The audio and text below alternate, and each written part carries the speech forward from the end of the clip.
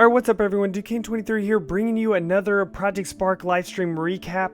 And in case you don't know what Project Spark is, it is pretty much just a game where you could create other games. You could create RTS, Tower Defense, FPS, RPG, JRPG, just pretty much any genre, you know, or just any type of mini game type of stuff, where things are like Geometry Wars, Limbo, which is more of like a side scroller type of thing. You create like Mario, you could create pretty much anything in this game, which is pretty amazing. It will be a free-to-play game, and also you do not need Xbox Live Gold in order to be able to play it also, so you could still play it with your silver account in case you do not have gold.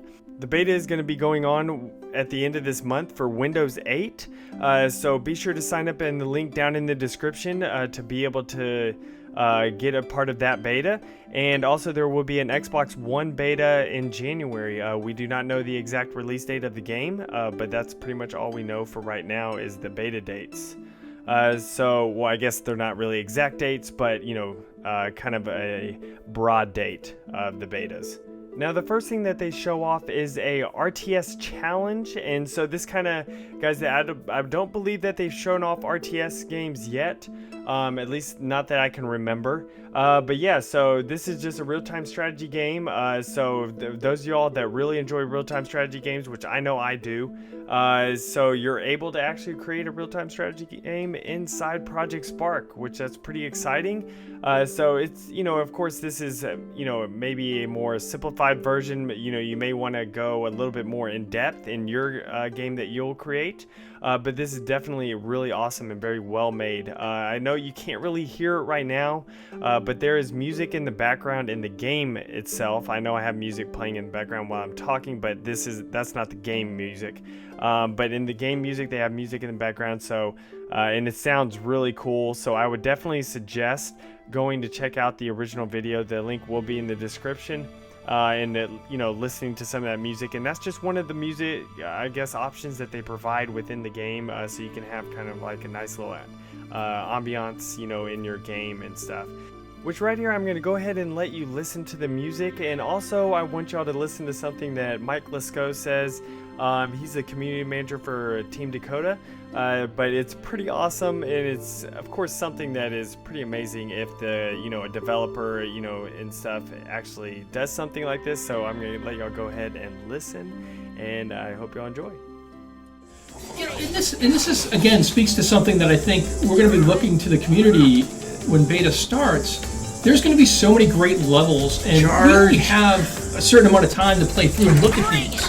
So especially with the ability to level link, I'd love to see, you know, community members that are out there identifying the really cool stuff, and they could actually make a level that is a level link that links to different levels, like per week. Hey, here's what, you know, here's what Zach or Duquesne thinks are their top 10 levels this week that you should check out.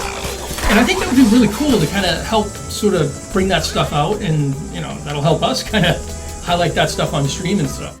So I just thought that was pretty cool how Mike Lisco mentioned Zach, who is Sin City Spartan, and myself, about how, you know, we can show off some of the community creations and stuff like that. It's just something really cool.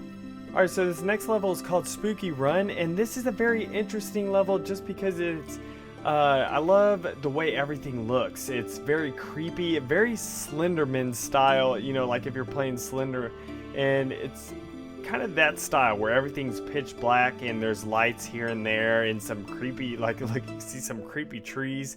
It looks like there's like snow falling and stuff. I don't know, it's just overall just very creepy. I like how they have little, I guess, story, like signs that kind of give off a little bit of a story, so you can at least read something, so it's not just, oh, go play this level. At least has a little bit of something there. I love that. It says squirrels only. But yeah, so like right there it has this creepy ghost looking thing. It's just kind of a creepy level, but it overall is, I love the aesthetics of this level. Looks really cool. This is just something, now imagine let's say you incorporate a level kind of like this in one of your, fantasy games and stuff that you're making, something like Fable or whatever, or, Skyrim and stuff like that. But you're making this, and this is just one level, and you make this as a huge level. I love those eyes that blink down there. That is so cool. But imagine that you make like just a huge level and stuff that is all this underground portion. You have to do a couple quests down here and stuff, and then of course you level link to a whole nother level, and that could be like in a totally different section, the outside world with forest and everything like that. So it'd be really interesting to be able to see what people make with this type of stuff. But I really love this level. I love the idea behind it, of it's all pitch black. You got to watch out where you walk because you may fall down below and stuff. All right, so the next thing that they showed was the modular dungeon. Now, this was kind of showed off during the last stream. If you missed that, there will be a link at the end of the video where you could click on the past videos and stuff, so be sure to check that out. But this modular dungeon was created to where people can just kind of save pieces and stuff of a dungeon, like and make their own style dungeons. It has all the connecting pieces. It has straightaways, turns, and everything like that, dead end pieces. So you could, so you don't have to totally make it all yourself.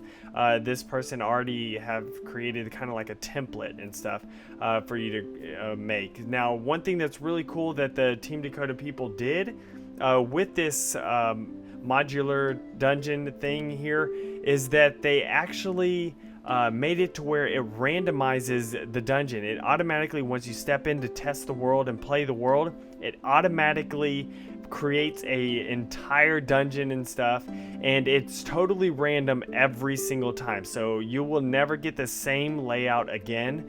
So that would be really interesting. I was thinking not with just dungeons, but other things like, let's say, forest and dirt pathways and stuff like that. Let's just think of, what if you are, running into a world or something like that, and it randomly creates a forest in front of you with pathways running through the forest, with enemies spawning in different areas. So it's never the same experience for, every person that plays on your map. So that would be really interesting. Now, of course, you may not want to have everything where it's modular, like where it spawns out, randomly, but you can have something like that where the enemies spawn randomly, or certain trees here and there, or certain rocks and stuff like that spawn randomly throughout your world. So it could be at least a little bit different. So this is just interesting. Of course, it involves a lot of coding in the brains and stuff to be able to do something like this, and the logic cubes. If you notice here, he has logic cubes there. But yeah, it involves a lot of coding and everything in there that you have to figure out how to do. But of course, once people figure this stuff out, it is a whole lot easier to be able to do. But yeah, so this is just something that's really cool, that again, something amazing that you're able to do in Project Spark and make Project Spark a unique experience and stuff. And this last one that they showed was just a randomly generated loot level, and they used the gladiator level for this. And so just kind of, I guess they wanted to practice and to show people how you can, do randomly generated loot. So this would be really interesting to be able to see in some game like a RPG where, you're killing enemies and then they randomly drop a certain weapon and all that stuff, which these weapons that they have that they're dropped here, each one has like special abilities and stuff. Like one of them is like an ice bow.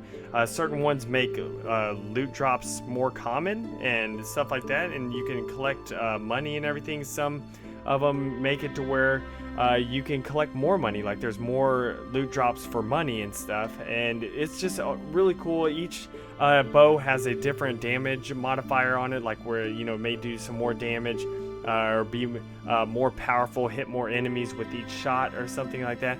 So it's really amazing to see what you can have with your different type of loot drops and stuff. But alright everyone, I hope you all enjoyed this video, and be sure to subscribe for more Project Spark news and live stream recaps. And also, once the beta starts later on this October, I will be showcasing a whole bunch of people's creations and their maps, and of course my own maps and stuff. So stay tuned for that, and I will see y'all next time. Later guys.